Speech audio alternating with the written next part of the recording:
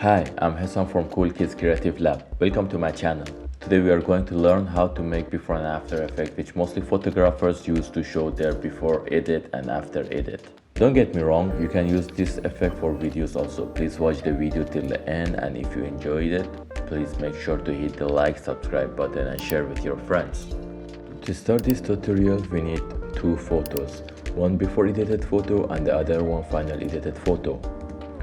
Drag and drop your photos in the project panel. Make sure both photos have the same size. We will drag and drop both photos to the timeline panel.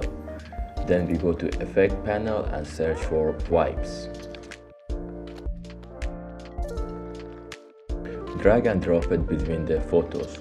As you see, we already got the result, but if you want to make it better and add spice to it, then go to the Effect panel.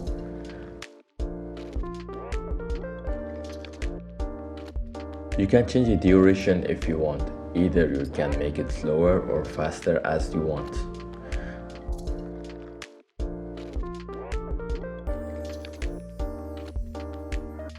And if you want to add border, then change the border width to around 9 or 10.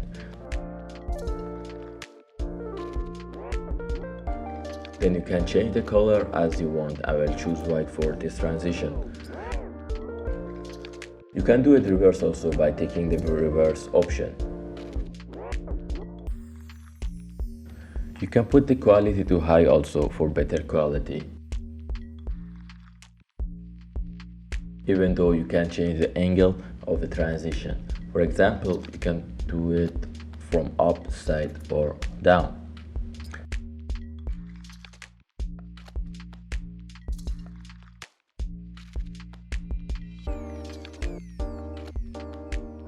And that's it, we are done. We have learned something new today and I hope you guys enjoyed it. If you enjoyed it, please make sure to hit the like and subscribe button.